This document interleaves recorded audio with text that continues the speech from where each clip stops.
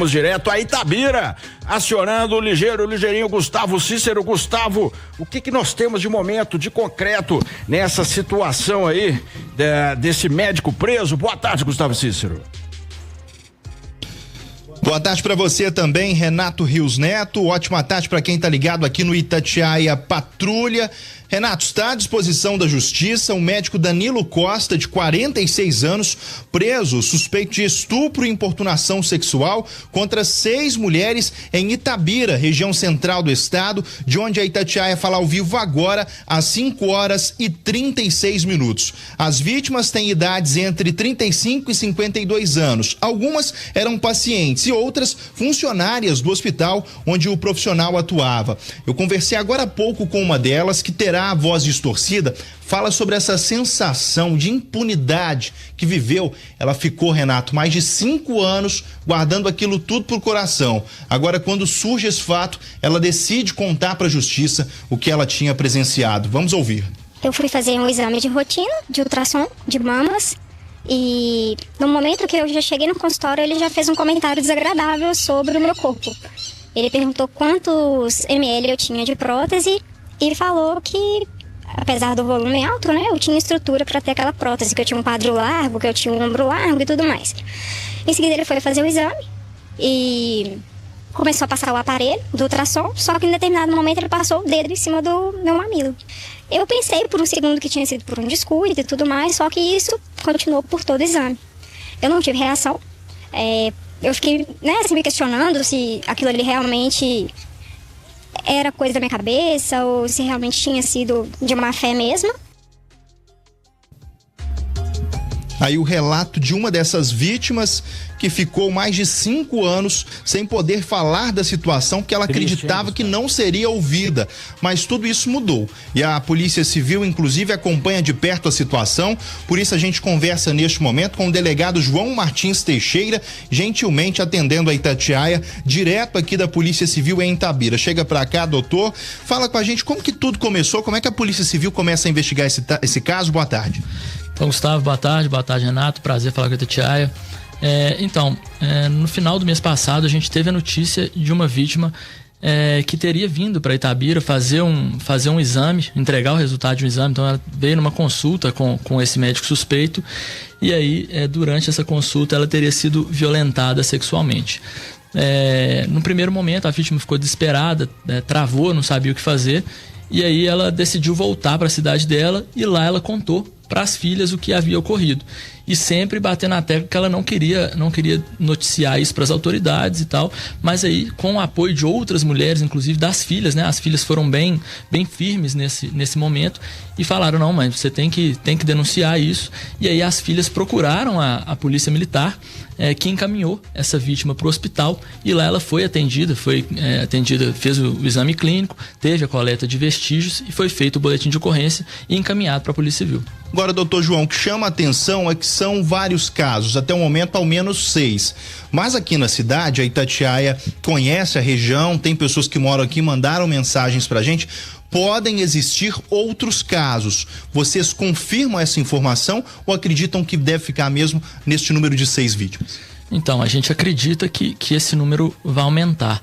E é justamente essa a importância, né, da divulgação, para a gente conseguir encorajar e dar esse aspecto para essas mulheres, que elas consigam vir aqui até a delegacia e noticiar essa segurança e a tranquilidade delas noticiarem esses fatos aqui para a Polícia Civil. Agora, doutor João, a gente sabe que é uma situação muito complicada, uma mulher que é violentada, que é estuprada, que sofre algum tipo de circunstâncias ligadas aí ao lado sexual.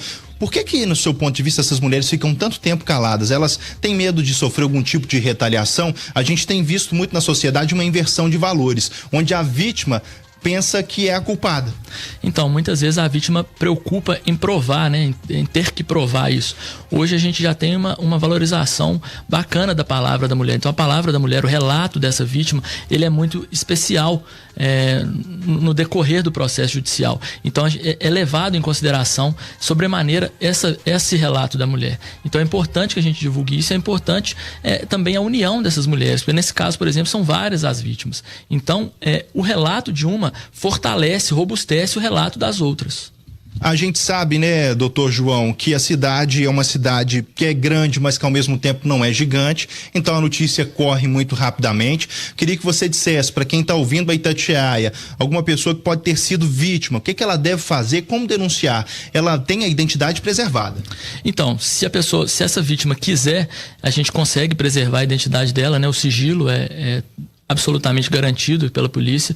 É importante também para o fortalecimento dos relatos das outras vítimas. Então, quanto mais relatos a gente tiver, mais forte, mais sólido o caso vai ficar.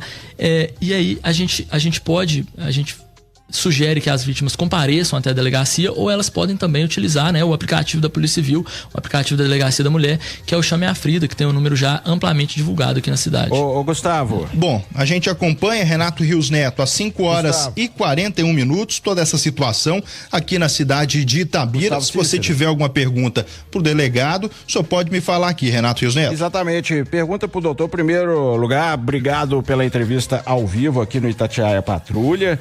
E também gostaria de saber se o suspeito, né, o médico chegou a dizer algo na defesa dele, se já teve esse momento, né? O que ele disse depois de ter sido preso? Então, Renato, prazer é meu de conversar com a Itatiaia. Esse médico, ele teve 2 oportunidades de prestar a versão dele dos fatos. Uma antes da prisão, que ele foi intimado, ele compareceu à delegacia e acompanhado de advogados, ele se manteve em silêncio. Então ele fez jus ali ao exercício do silêncio dele garantido na Constituição.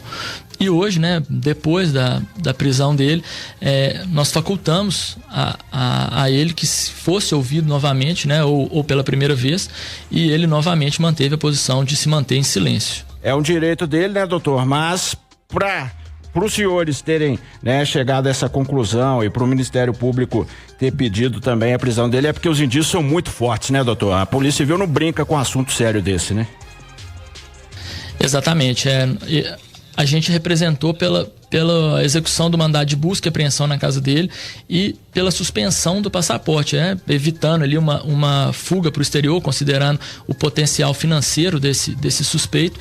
E o Ministério Público, no momento de manifestar, o Ministério Público requereu a prisão preventiva desse investigado. E todos os pedidos foram prontamente deferidos pelo Poder Judiciário. O mandado chegou às nossas mãos ontem à tarde e hoje de manhã nós já efetuamos o cumprimento de todas as diligências determinadas pelo Poder Judiciário. E com essa prisão, né, doutor, às vezes as vítimas se sentem mais à vontade até para procurar a polícia, né? Exatamente, agora é o momento, né, ideal para as vítimas. Se tem um momento ideal é agora, porque o inquérito já está bastante avançado. O relato, como eu disse, está bem robustecido pela quantidade de vítimas.